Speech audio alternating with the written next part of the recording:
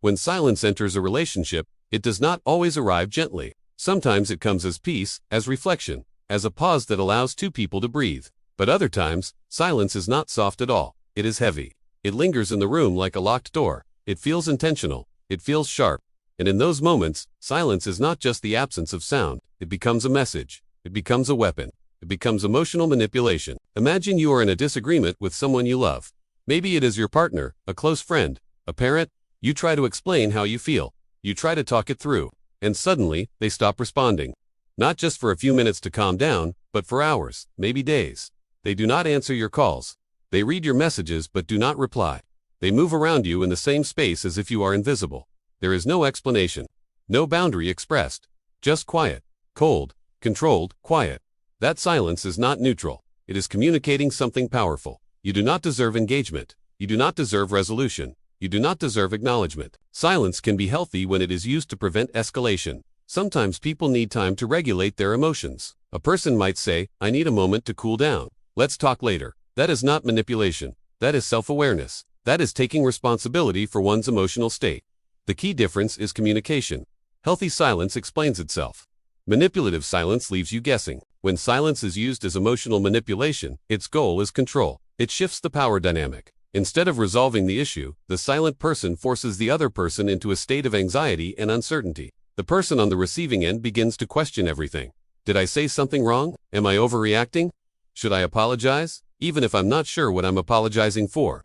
The silence creates discomfort, and the discomfort pressures the other person to surrender. This tactic is often referred to as the silent treatment, but calling it that can sometimes make it sound mild, almost childish. In reality, prolonged and intentional silence can have deep psychological effects. Humans are wired for connection. Our nervous systems respond to social rejection in ways that are strikingly similar to physical pain.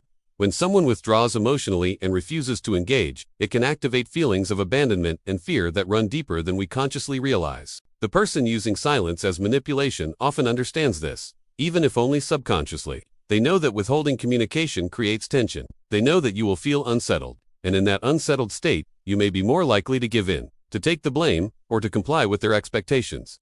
Silence becomes a tool to punish, to dominate, or to avoid accountability. One of the most confusing aspects of manipulative silence is its ambiguity. Words can be analyzed, arguments can be broken down, but silence offers nothing concrete to respond to. You cannot defend yourself against nothing. You cannot clarify a misunderstanding if the other person refuses to speak. This leaves you trapped in your own thoughts, replaying the conflict over and over, searching for clues. Over time, this pattern can erode your self-confidence.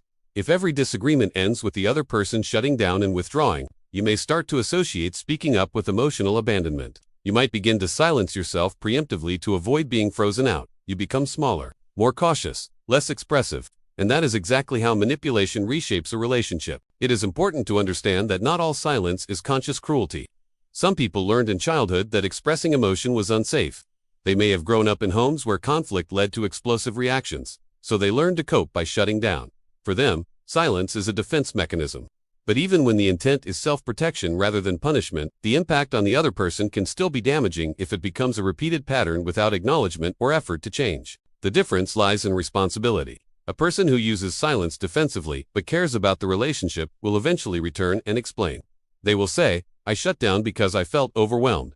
They will work toward healthier communication.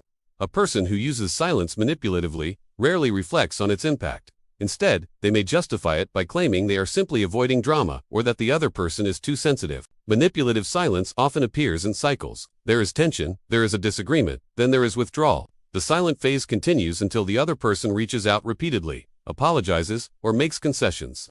Once the silent person feels reassured of their control or dominance, communication resumes as if nothing happened.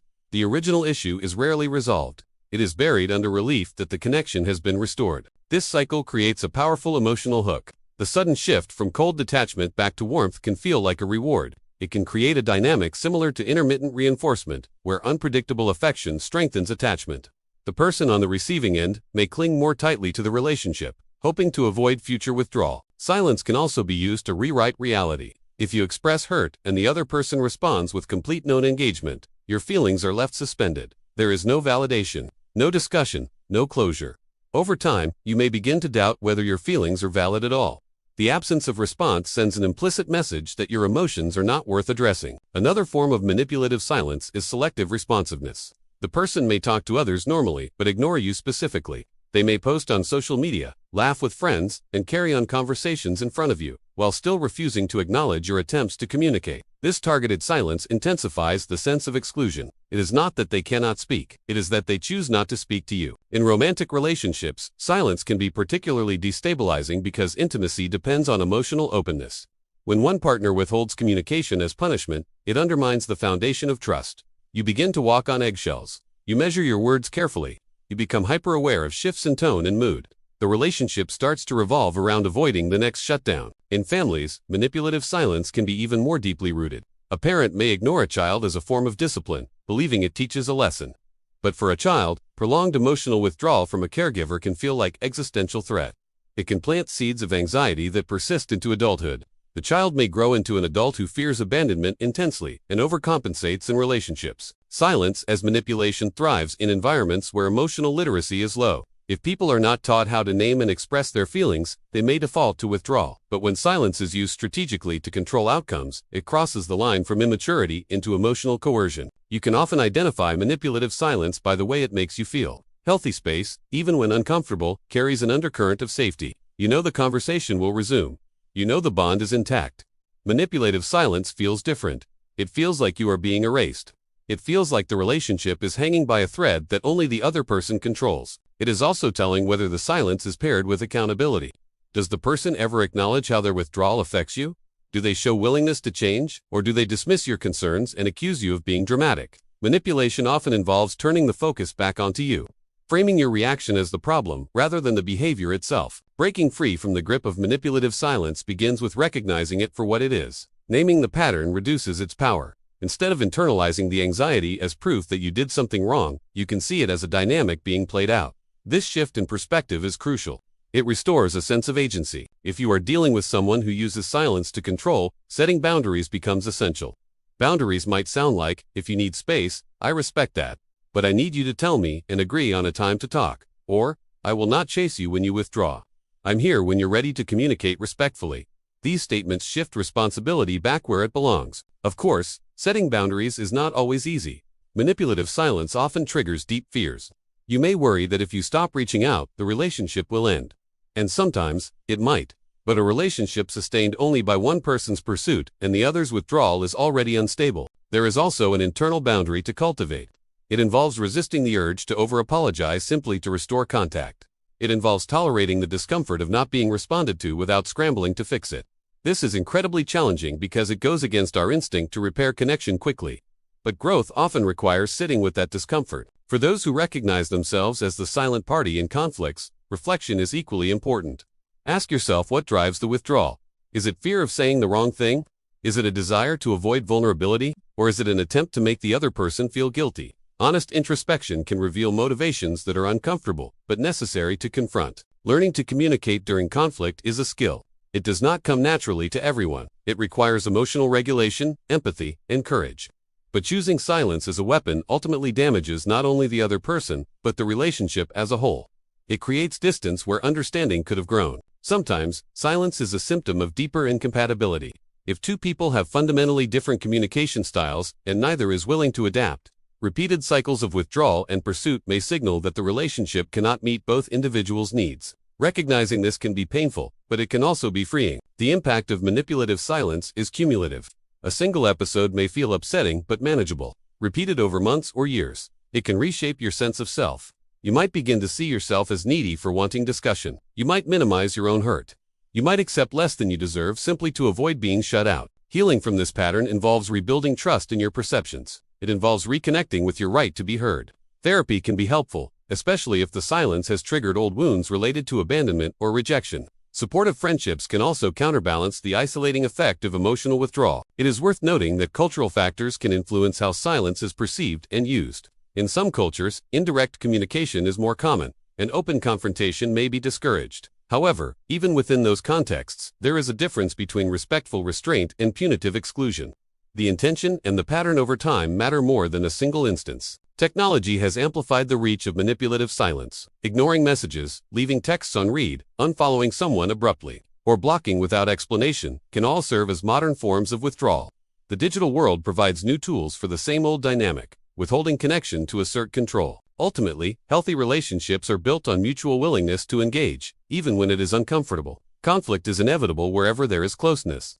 What determines the strength of a bond is not the absence of disagreement but the presence of repair. Repair requires dialogue.